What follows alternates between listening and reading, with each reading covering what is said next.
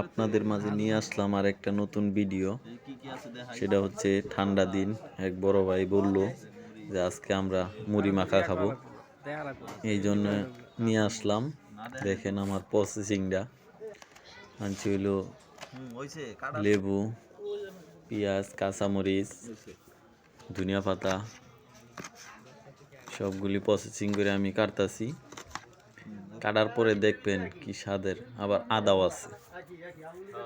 কাটার পরে আমরা কতজন লোক খাই আর কতটি জিনিস নিয়ে আসলাম আর কত আয়োজন হচ্ছে দেখতে থাকুন। লাস্টে যায় একটা মজার জিনিস আছে, সেটাও দেখতে পারবেন। তে আমরা মুড়ি মাখা যে আয়োজনগুলি এগুলি শুরু করলাম কাটাকাটি। অবশ্য আগেতেই শুরু করছি, কিন্তু আপনাদের বলার মধ্যে এখন আমি বলতেছি। কাটাকাটি শুরু করলাম। দেখেন কিভাবে প্রসেসিংগুলি করি। আছে হইলো আপনার আলুর চপ, বেগুনি, তারপরে আরও আছে ছোলা বুট। ওটা অবশ্য হয়তো দেখানো হয় নাই, মরিচ বেশি হয়েছিল রাইখা দিছি। ছোলা বুটও আছে। তারপরে আপনার একবারে সরিষার তেল, যে ভালো করে লবণ দিয়া মাইখা নিতেছি। এখন এই যে সরিষার তেলটা দিব। তারপরে আছে আপনার ঝাল চেনাচুর, রুচি ঝাল চেনাচুর। তে খুবই স্বাদের একটা জিনিস। ঠান্ডা দিন, ঠান্ডা দিনে আপনার জাল জাল করে মুড়ি মাখা খুবই ভালো লাগে। আমরা মাঝে মাঝেই খাই।